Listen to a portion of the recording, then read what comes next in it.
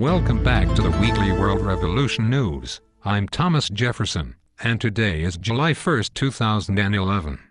And everyone from around the world, welcome. I'm Emily Pankhurst.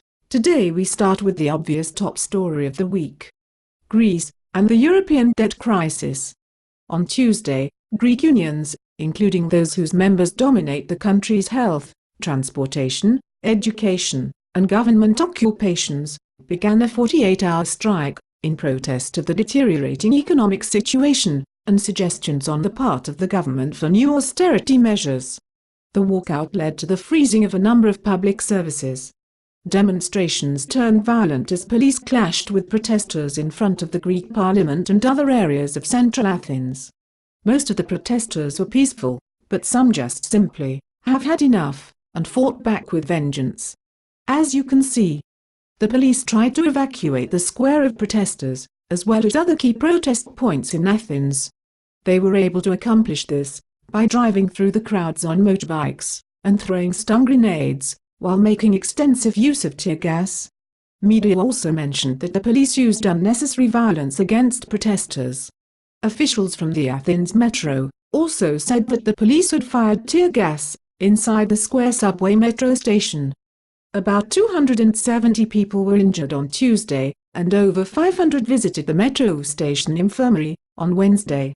Violence continued during the night Tuesday and Wednesday, the day when a new package of deeply unpopular austerity measures were passed.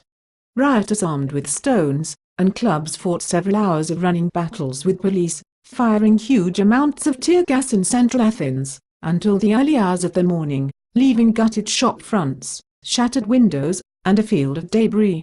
The Greek parliament approved detailed austerity and privatization bills in a crucial vote to secure emergency funds and avert imminent bankruptcy, but still, longer-term dangers are lurking. A feeling widely shared among Greeks is that they are suffering to save European bankers, and that Germany is just shuffling enough to prepare the ground for an official Greek bankruptcy, as soon as this can happen without cost to the German banks. The Greek socialist government may find it hard to enforce tax increases and state sales against massive public resistance, while a violent fringe, that is always present in Greek politics, has now shot to the forefront. The Greek people are fighting back, and fighting back hard. This battle has been ongoing since 2008, and the Greeks are becoming professional protesters. They will not put up with being bullied anymore. The Greeks are revolting, as the rest of Western civilization watches a preview of perhaps what is to come. The Fed's efforts to pump about $600 billion of new cash into the economy over the last 8 months came to an end this morning. Fed Chairman Ben Bernanke introduced this new monetary policy last year on August 27th at the Fed's conclave in Jackson Hole, Wyoming. The program, known as Quantitative Easing Part 2, or QE2, was not the only way the central bank was an active buyer of treasuries. Since last August, the Fed purchased $250 billion in long-term treasuries, in addition to the QE2 purchases. And from that same August of last year, through April this year, the price of a barrel of West Texas Intermediate crude oil rose over 55% to $113. In the futures market, large speculators in effect cornered a record 78% of U.S. crude oil inventories during the week of March 11th. Of course, the revolution beginning in the Middle East and Northern Africa certainly contributed to the massive speculative long positions. However, QE2 also contributed to the uprising in the Middle East by also boosting grain prices. Oil is not up all that much more than the dollar is down, said Greg Pretty, a global energy analyst at the Eurasia Group, a political risk consultancy. Rapidly rising food and fuel prices also forced the central banks of emerging economies to tighten monetary policies. QE may be done, but the Federal Reserve will still be buying massive amounts of long-term treasuries. The Fed's purchases over the next year will likely be at least $300 billion. That's half the size of QE2, even if QE3 never takes place. Think of it as QE2 and a half.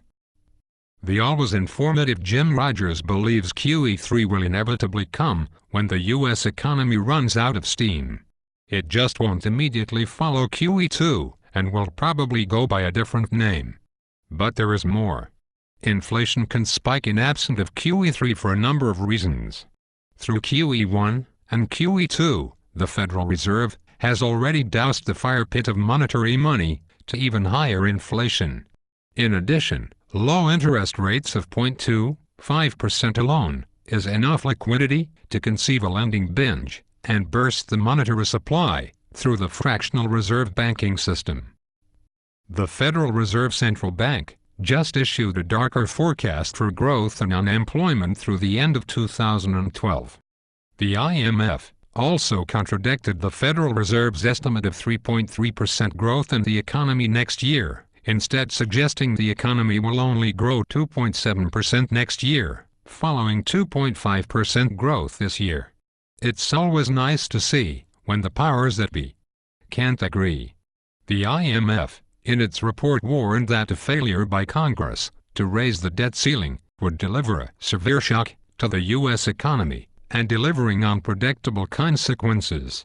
According to the IMF, the United States' current debt burden is on an unsustainable trajectory, but warns that the still fragile economy will not respond well to sharp corrections in the government's tax and spending policies. As of this broadcast, the U.S. debt was more than $200 billion over the debt ceiling imposed by Congress, according to USDebtClock.org. The total U.S. debt equals out to about $130,000 per U.S. taxpayer. In other U.S. economic news, the too-big-to-fail banks, or what the Federal Reserve would call systemically important financial institutions, or SIFI, that are responsible for this economic mess, are still doing business as usual. Federal Reserve Bank of Kansas City President Thomas Hoenig surprisingly admitted recently, quote, "The problem with SIFIs is they are fundamentally inconsistent with capitalism. They are inherently destabilizing to global markets and detrimental to world growth. So long as the concept of a SIFI exists, and there are institutions so powerful and considered so important that they require special support and different rules, the future of capitalism is at risk, and our market economy is in peril." End quote. Nothing has changed since the crash of 2008. A different political puppet party to distract. With the same financial cartel. The same Wall Street. Backed by the same Federal Reserve. Backed by IMF and the World Bank. Backed by the same global banking cartel that has stolen from all of us. In honor of the Founding Fathers and Independence Weekend, I would like to end this cast with a quote from Benjamin Franklin. "The inability of the colonists to get power to issue their own money permanently out of the hands of George III and the international bankers was the prime reason for the Revolutionary War." Until next time, remember, even after 235 years, it is still the international bankers versus us, and not me versus you, for we are the many, and they are the few. Happy Independence Anniversary to everybody in America. We will see you next time. Have a good weekend, everyone.